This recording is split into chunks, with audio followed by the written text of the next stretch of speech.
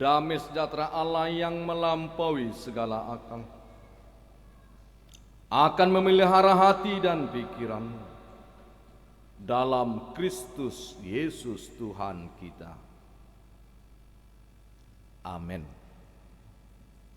Jemaat yang terkasih dalam Kristus Yesus, firman Tuhan di Minggu Okuli itu tertulis di Lukas pasal 13 ayat 1 sampai dengan 9. Demikian firman Tuhan. Pada waktu itu datanglah kepada Yesus beberapa orang membawa kabar tentang orang-orang Galilea yang darahnya dicampurkan Pilatus dengan darah korban yang mereka persembahkan.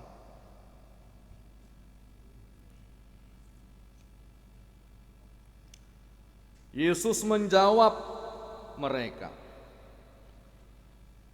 "Sangkamu orang-orang Galilea ini lebih besar dosanya daripada dosa semua orang Galilea yang lain, karena mereka mengalami nasib itu?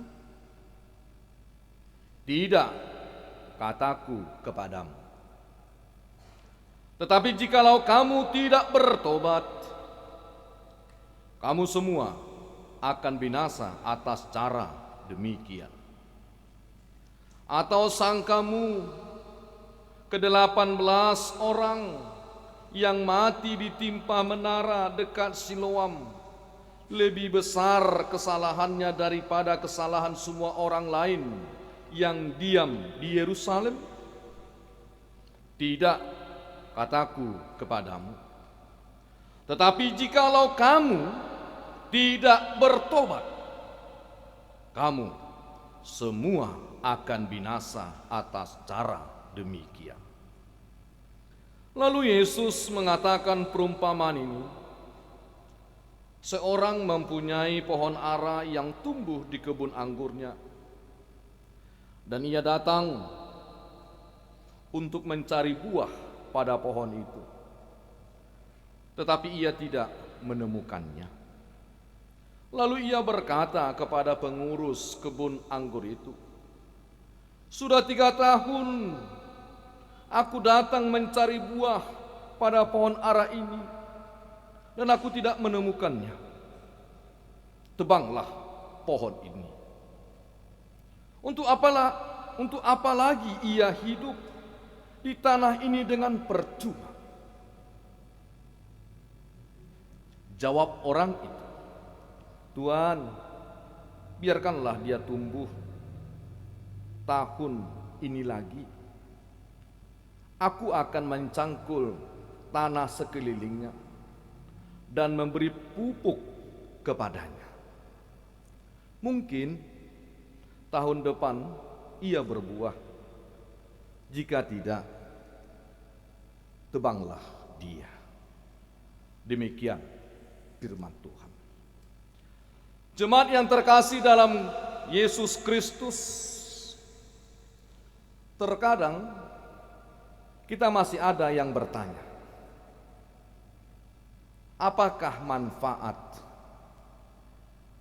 atau apakah guna kita hidup?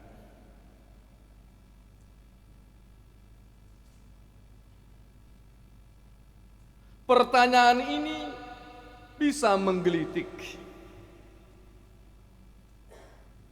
Dan juga pertanyaan ini bisa mengingatkan kita untuk memaknai hidup yang Tuhan Allah berikan.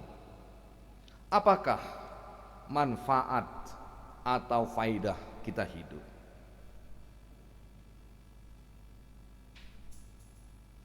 Saya akan mencoba dan saya mengatakan demikian. Ketika pertanyaan ini menggelitik,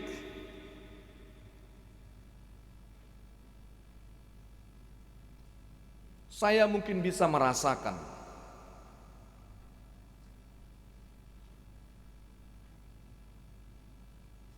bisa saja karena dia tidak tahu akan manfaat hidup itu.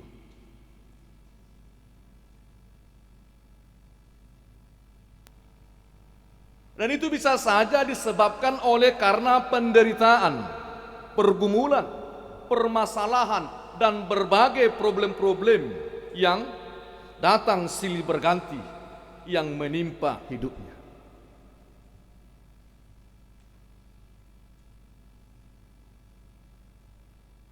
Sehingga dia mengatakan bahwa tidak ada artinya hidup ini.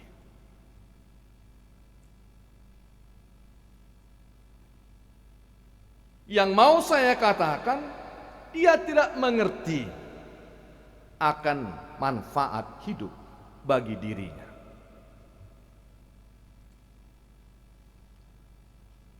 Sedangkan menurut saya, jika hidup itu untuk mengingatkan, untuk memaknai hidup bagi dia, karena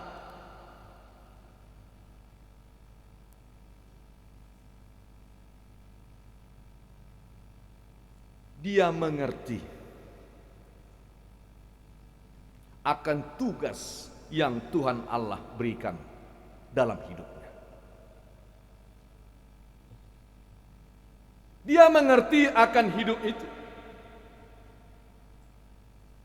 Oleh karena dia mengerti, dia mampu dan sanggup untuk menyikapi hidup itu di tengah-tengah hidup yang Tuhan Allah berikan.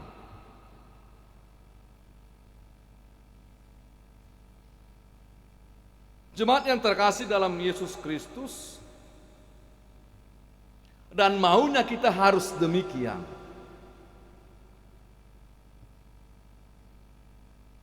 Kita sudah mengerti akan hidup. Dan bagi orang yang sudah mengerti akan hidup, dia mampu menyikapi hidup itu. Dan tentunya dia tidak akan mengatakan tidak ada manfaatnya aku hidup. Makanya itu harus dibuang. Itu harus dijauhkan dan disisihkan dari kita yang mengerti akan hidup.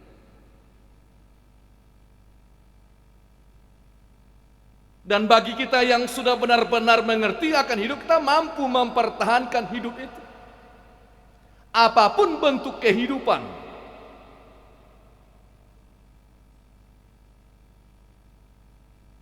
Dan orang yang sudah mengerti akan hidup, dia mampu menunjukkan dan memanfaatkan hidup yang Tuhan Allah berikan. Satu contoh hidup bagi dia memanfaatkan hidup itu untuk memenuhi tujuan Allah.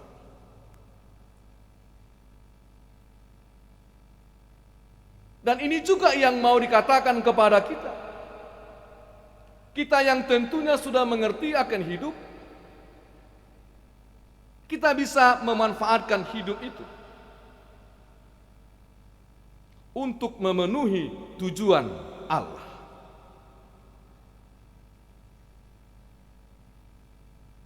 Pemenuhan apa yang mau dikatakan Allah bagi kita? Tentunya itu untuk mengisi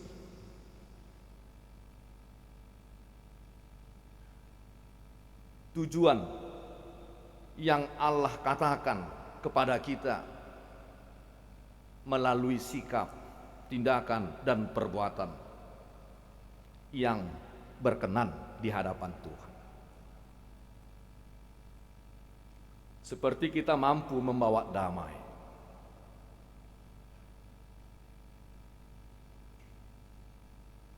Kita mampu memberikan pertolongan. Kita mau mengampuni. Ini tujuan untuk memenuhi Allah atas manfaat yang sudah Allah berikan bagi kita di tengah-tengah hidup dan kehidupan kita. Dan yang kedua contohnya kita bisa membayangkan bahwasannya manfaat hidup bagi kita itu untuk menyenangkan Tuhan Allah dalam Yesus Kristus. Mengapa harus menyenangkan Tuhan Allah dalam Yesus Kristus?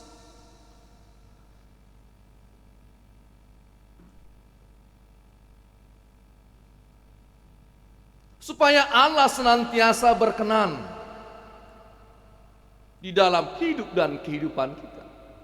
Oleh karena itu, bagaimana cara kita menyenangkan Tuhan? Yaitu mau mengasihi Tuhan Allah lebih dalam.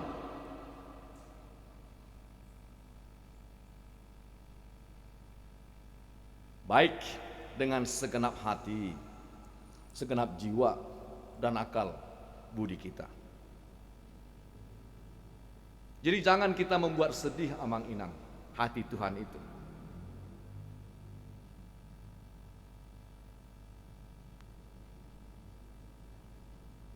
Melainkan kita mampu menyenangkan hati Tuhan. Dengan kita bisa tidak terikat akan hal-hal dunia ini. Jemaat yang terkasih dalam Yesus Kristus, disinilah kita harus sadar. Ternyata besar manfaat hidup bagi kita.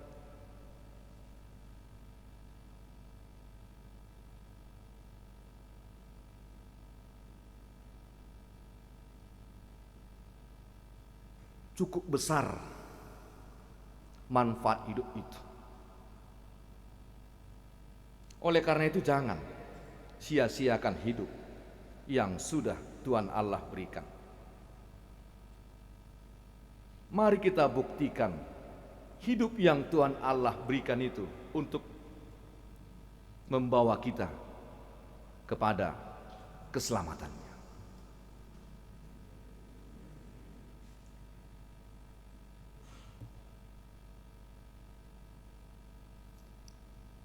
Jadi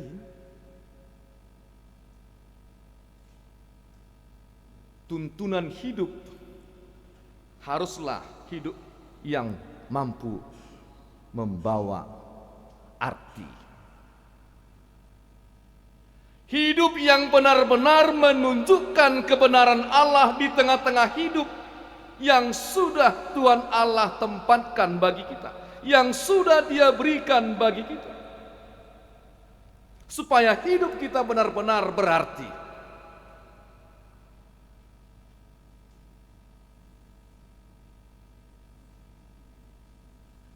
Ini yang diingatkan kepada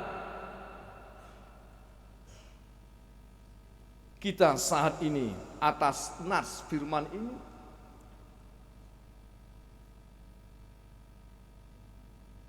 Supaya jangan terjadi akan hidup yang sifatnya menghakimi.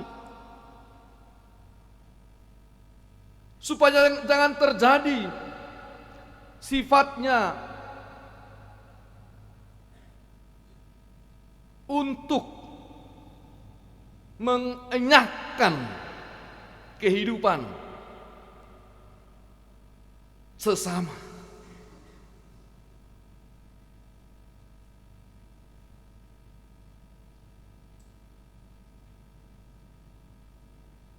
Jadi terkadang orang ada yang masih hidup dalam hal demikian.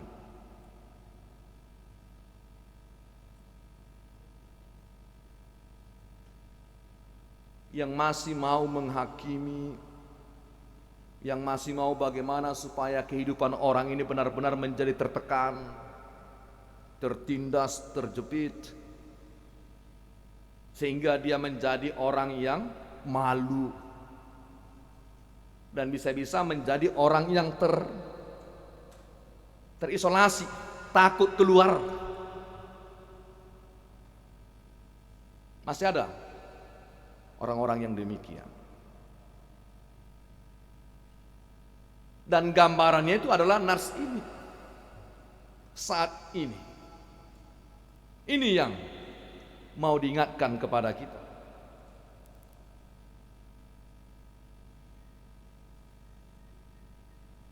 Kita diingatkan dan diajar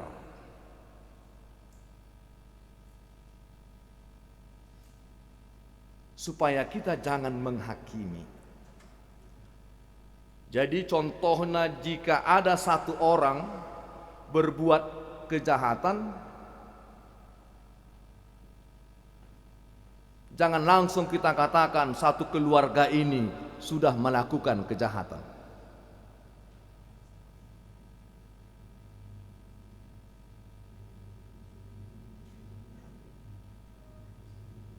Langsung saya katakan seperti ini lagi yang menginap. Jika ada seorang pendeta yang berbuat tidak baik, bukan semua pendeta itu tidak baik. Terkadang ada orang demikian di penglihatannya, di benaknya, di pikirannya.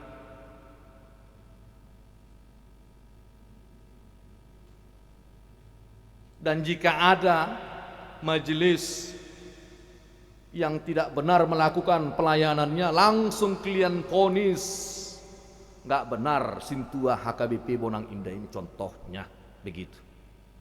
Itu sifatnya memvonis, menghakimi, padahal cuma satu orang.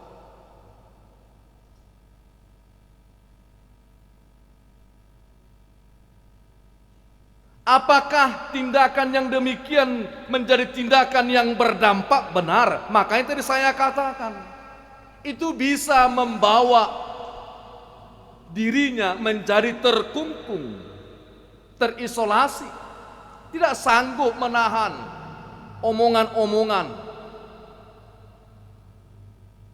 yang demikian. Oleh karena itu kita sekarang diingatkan mau belajar supaya kita benar-benar memakai hidup yang sudah Tuhan Allah berikan itu, yang benar-benar kita manfaatkan untuk menjadi hidup di dalam kebenaran Tuhan Allah dalam Yesus Kristus. Makanya Tuhan Yesus mengatakan di ayat 2, Yesus menjawab mereka, sangkamu orang-orang Galilea ini lebih besar dosanya daripada dosa semua orang Galilea yang lain, karena mereka mengalami nasib itu? Ayat 3 dia katakan, tidak, kataku kepadamu, tetapi jikalau kamu tidak bertobat, kamu semua akan binasa atas cara demikian. 2 kali Tuhan Yesus katakan itu di ayat 5 juga berbicara demikian. Tidak, kataku kepadamu, tetapi jikalau kamu tidak bertobat, kamu semua akan binasa atas cara demikian. 2 kali diulangi Tuhan Yesus perkataan ini.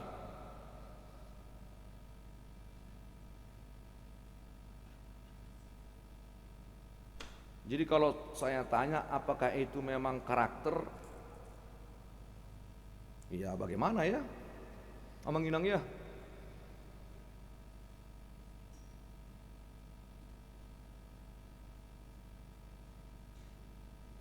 Kalau saya tanya lagi apakah memang hanya sifat busuk yang ada di hatinya, ya bagaimana ya, kan begitu.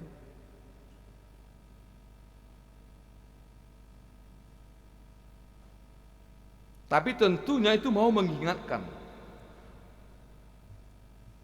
Jadi jangan ada persepsi kita dan anggapan kita, jika keluarga si A yang melakukannya adalah anaknya, bukan berarti semuanya dari orang tuanya, dan dari opungnya pun bisa saja, sampai ke yang paling kecilnya sekeluarga mereka melakukan tindakan yang demikian.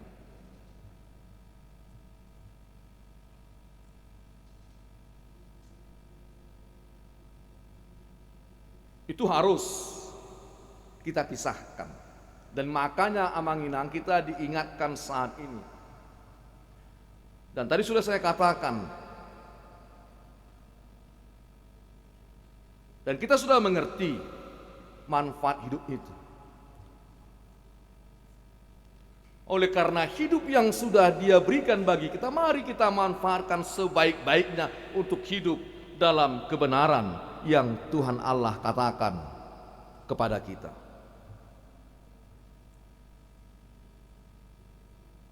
Demikian juga tentang perumpamaan, sehingga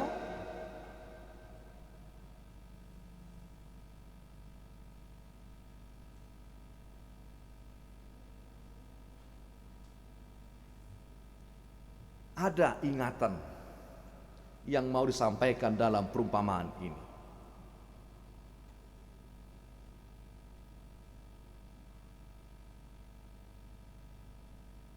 Kalau kita baca ayat 8, saya bacakan kembali Amang Inang.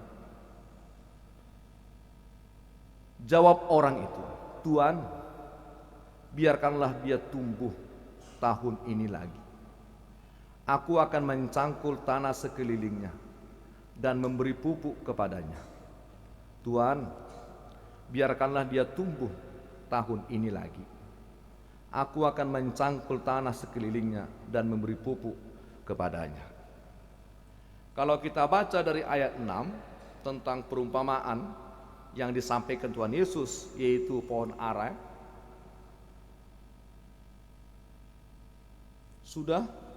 gambarannya sudah 3 tahun belum ada hasilnya. Jadi yang punya kebun ini merasa kesal dan tebanglah. Tetapi pengurus dari kebun pohon ara itu, dia sampaikan itu kepada yang punya kebun. Tuan, biarkanlah dia tumbuh tahun ini lagi.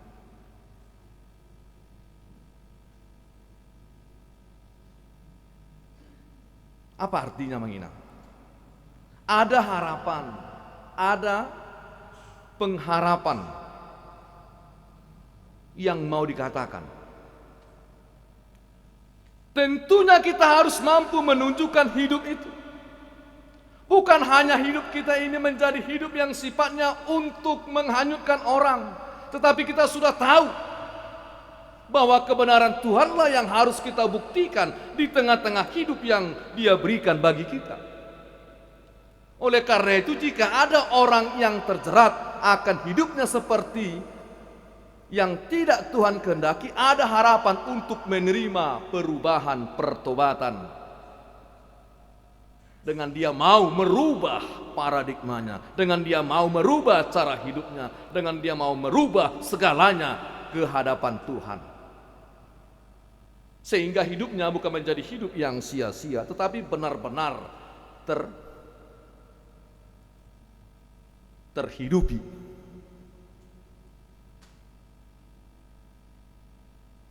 Jadi bagi kita yang ada yang masih memahami bahwasannya sifatnya untuk merusak, harus ditinggalkan lamang-lamang. Jangan biarkan itu, jangan itu berkembang. Kalau ada yang suka berbohong, ya, merusak hubungan, semuanya itu tinggalkan. Kita masih diberi pengharapan. Ada harapan dan pengharapan yang mau dikatakan kepada hidup kita ini. Dan harus kita akui, hidup kita ini adalah hidup yang berarti. Dan hidup kita ini adalah hidup yang benar-benar harus memberikan kebenaran Allah dalam Yesus Kristus.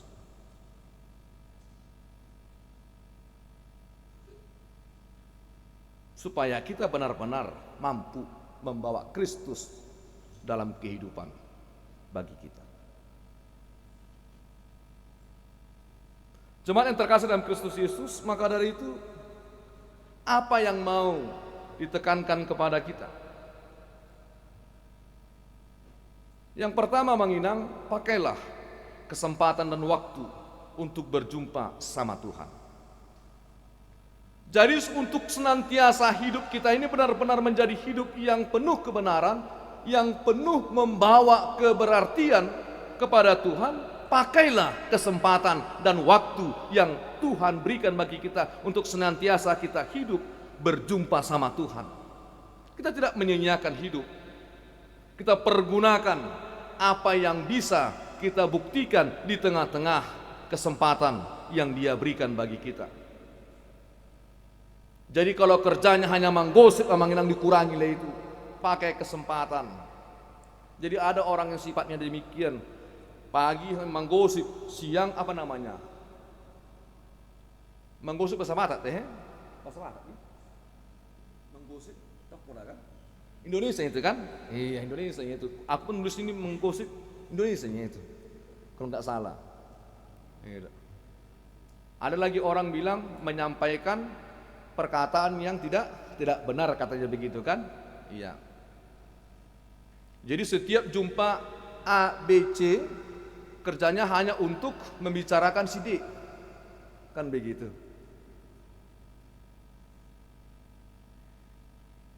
Jadi kalau ada yang demikian Amang Inang, ya tinggalkan itu. Kita sekarang diingatkan bagaimana supaya kita benar-benar pakailah kesempatan dan waktu untuk berjumpa sama Tuhan.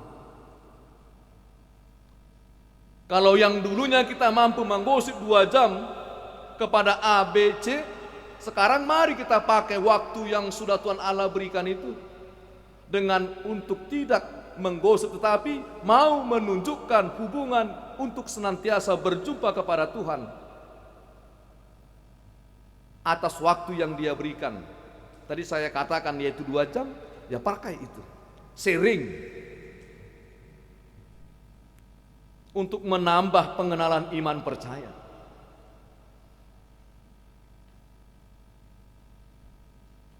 Supaya kita jangan binasa.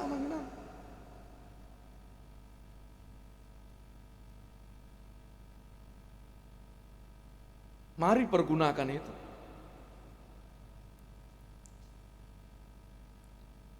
Jadi kalau kita hubungkan lagi tentang hidup adalah kesempatan,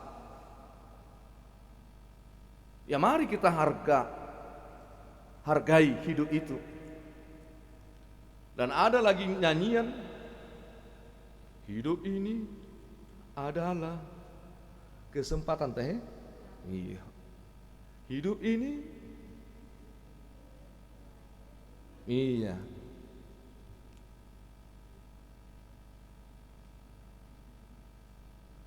Jangan sia-siakan katanya.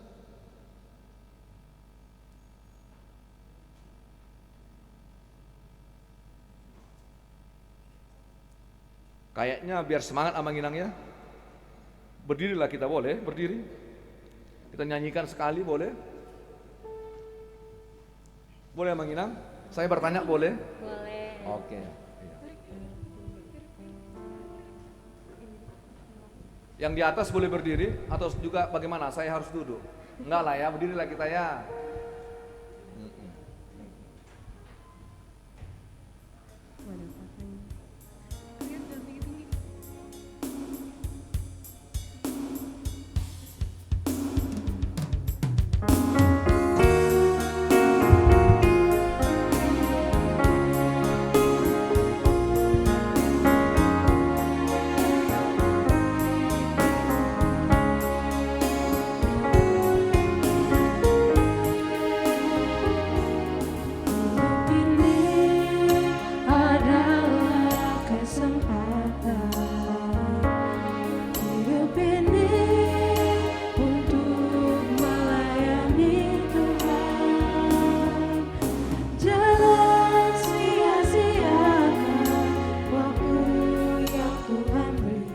Hidup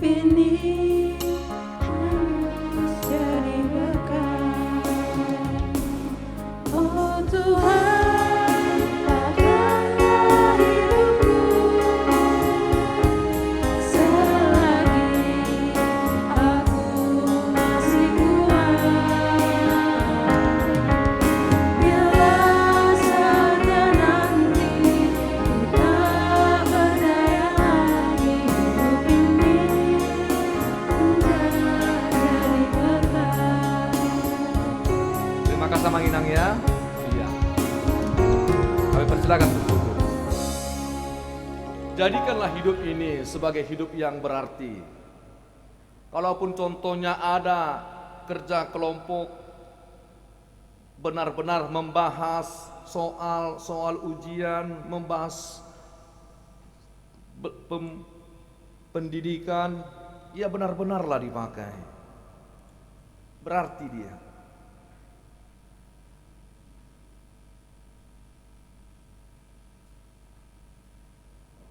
Jadi tidak sia-sia hidup itu. Terberkati waktu itu.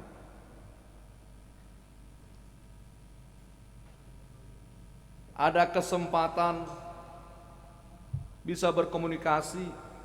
Ya bagaimana sifatnya membangun. Mari kita bangun komunikasi yang baik. Jangan menghina, kan begitu. Melainkan kita mampu merenungkan apa ya yang harus aku lakukan. Yang kerjanya marah-marah sama orang tua, pakai kesempatan sekarang untuk merubah. Yang dulunya malas, ya minimal bisalah masak air ataupun apapun sifatnya yang menyenangkan. Kan begitu. Pakai kesempatan. Yang kerjanya main HP ya dikurang-kurangin. Dampaknya besar sebetulnya, dan kita tahu itu. Ya dikurangin lah. Pakailah kesempatan itu. Terkadang kita bikin di HP ada firman Tuhan, bahasa Indonesia, bahasa Batak, kan begitu. Ya apa salahnya kita buka kira-kira ayat apa yang kita ingat, yang kita terima.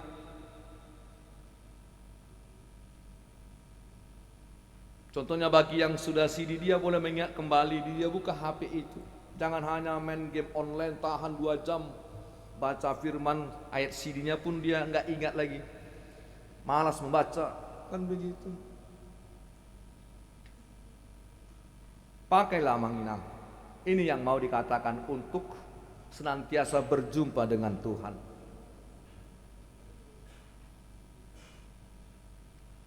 Dan mampu kita membawa waktu itu untuk benar-benar bermeditasi kepada Tuhan. Sampaikan keluh kesahmu kepada Dia. Bagi yang terbeban akan menghadapi ujian, contohnya kepada anak-anak yang bersekolah, sampaikan itu keluh kesahmu.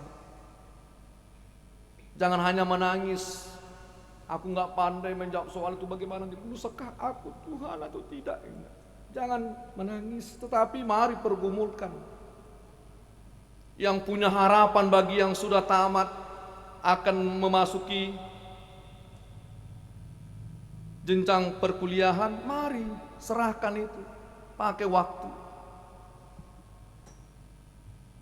Jangan terjadi ada sifatnya menyesali. Terkadang ada orang yang demikian, jadi kembali dia ke pemahaman lama.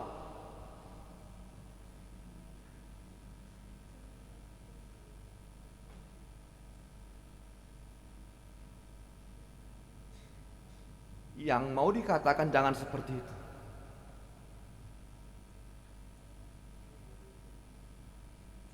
Selagi ada kesempatan, pergunakanlah kesempatan yang berharga itu untuk benar-benar menjadi kesempatan yang terberkati.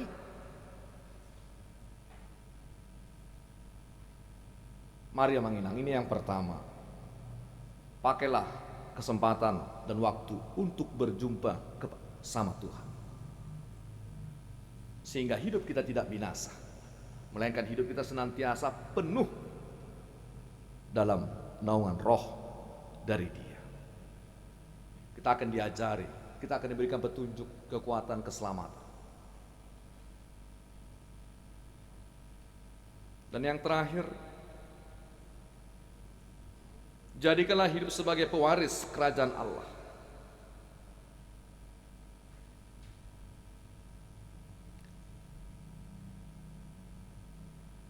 Artinya, hidup kita ini harus mampu melihat dan mengarah kepada pengharapan yang Tuhan Allah berikan.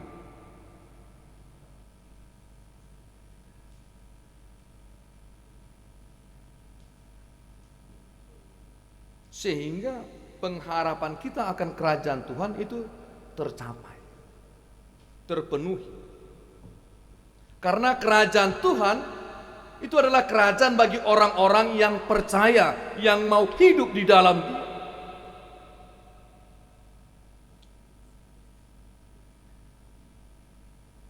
Makanya saya katakan, jadikan hidup itu sebagai pewaris kerajaan Allah.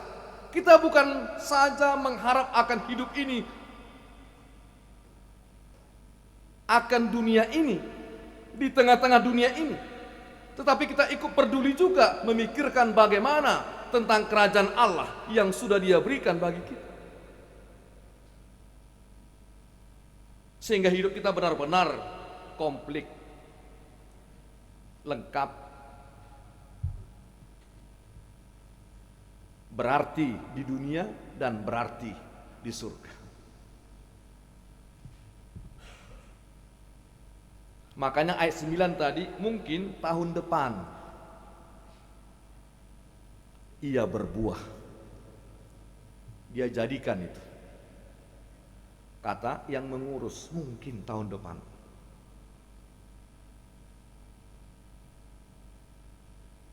Ada keyakinannya. Dan kita pun ada keyakinan kita akan menerima kerajaan Tuhan.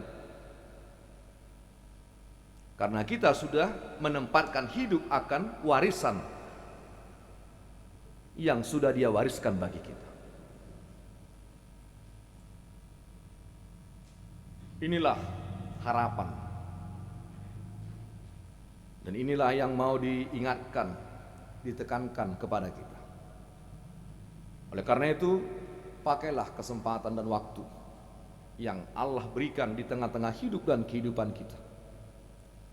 Dengan kita mampu memanfaatkan hidup itu untuk senantiasa berjumpa kepada Dia. Dan kita mampu menjadikan hidup yang Dia berikan itu menjadi hidup yang benar-benar ikut di dalamnya melalui penyediaan kerajaan yang sudah Dia sediakan bagi kita atas hidup yang Dia berikan bagi kita. Tuhan memberkati. Kita berdoa. Terima kasih Tuhan atas firman. Kami sudah belajar akan firman-Mu. Jika kami belum seutuhnya hidup di dalam Engkau,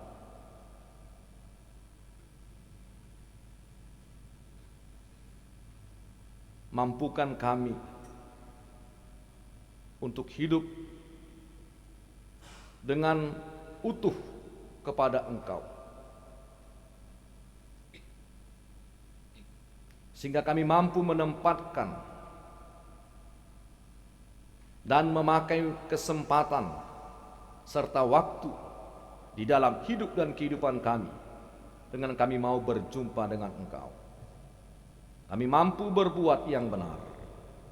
Kami mampu menunjukkan apa yang menjadi bagian dan tujuan Engkau dalam kehidupan kami.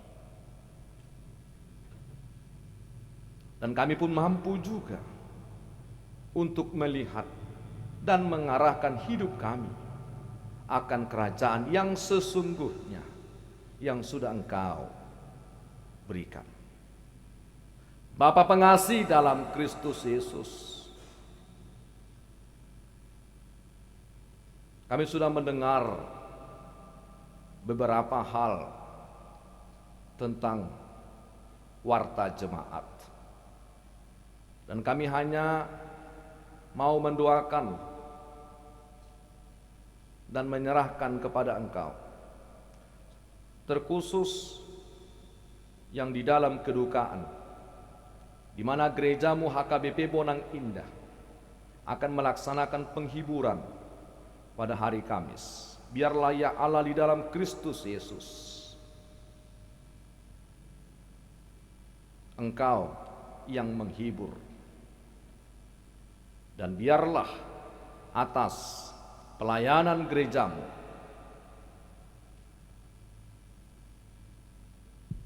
memberikan kata-kata penghiburan itu juga mengingatkan keluarga dan menggenapi dalam kehidupan keluarga untuk hidup kembali di dalam sukacita, hidup kembali di dalam melanjutkan waktu dan kesempatan yang Engkau berikan.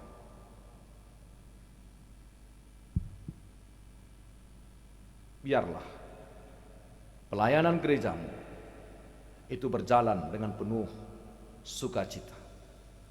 Bapa pengasih dalam Kristus Yesus, kami berdoa bagi anak-anak kami yang akan mengakhiri ujian, mengakhiri sekolah, yaitu ujian terakhir untuk masuk ke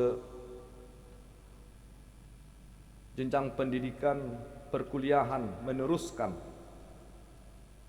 rencana-rencana mereka ke depan. Engkau Tuhan yang kiranya memberkati setiap pelajaran-pelajaran yang sudah diterima. Dan biarlah pengharapan para jemaat-Mu itu bisa terkabul, memperoleh nilai yang baik dan bisa masuk ke harapan yang diinginkan.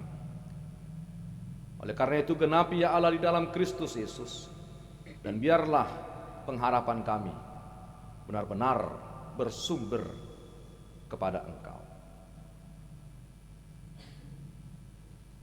Kami pun berdoa buat jemaat-Mu HKBP Bonang Indah ini, dari anak-anak sampai orang tua.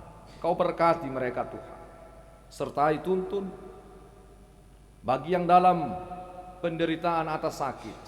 Jangan biarkan sakit yang menguasai hidup dan kehidupan para jemaat, tetapi mereka mampu menunjukkan pengenalan iman percaya mereka dengan bersandar, berharap di dalam tangan pengasihan, sehingga Engkau berkuasa dan Engkau mengajarkan dengan caramu kepada jemaat-Mu yang di dalam penderitaan atas sakit.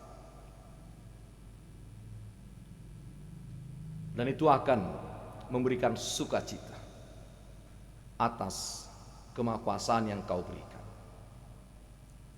Bagi yang dalam keputusasaan, ingatkan juga pengenalan iman mereka untuk senantiasa berharap kembali kepada Engkau,